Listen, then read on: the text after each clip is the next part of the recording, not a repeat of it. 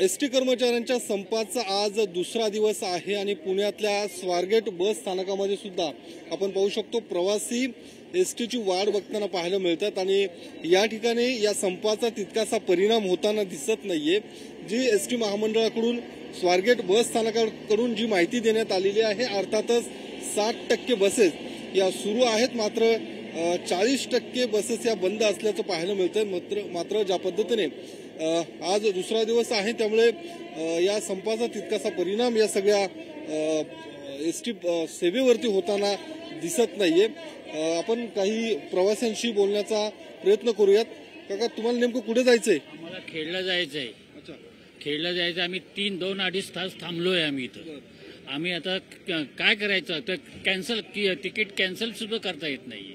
काय सांगितलं गेलं तुम्हाला? काही सांगत नाहीये। तिथे गेल्यानंतर गाडी येईल तेव्हा जायचं, बाकी काय सांगणार?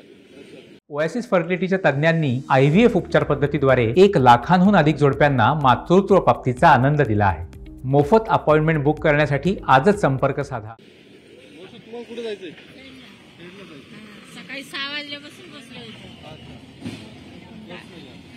पण काय गाडीच नाही आली तर कसं जाणार आम्ही? खेडलाच जायचं। तर हे संपूर्ण कुटुंब आहे ते खेडला जाण्यासाठी सकाळी 6 वाजल्यापासून बसची वाट बघते, मात्र अजूनपर्यंत बस या ठिकाणी आलेली नाहीये। तर तुम्ही कुठे जाताय? कुठे? महाडला जायचंय। तेव्हापासून तुम्ही थांबले? मी 6:30 वाजल्यापासून थांबले इथे।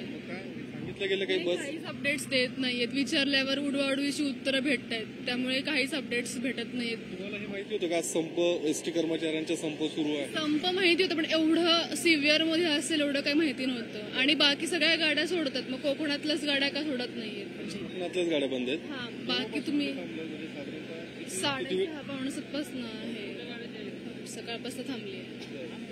तर आपण पाहू शकतो या ठिकाणी कोकणात जाणारे आहेत, मात्र यांना अजूनपर्यंत बस मिळत नाही। एसटी महामंडळाकडून सुद्धा काही माहिती दिली जात नाहीये।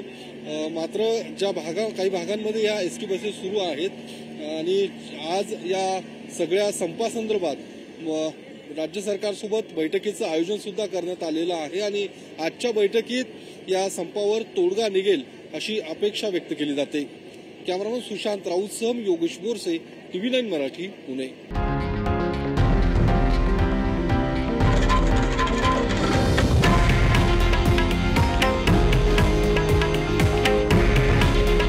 हे आहे देशातील नंबर 1 न्यूज नेटवर्क आणि आपण पाहत आहात TV9 मराठी।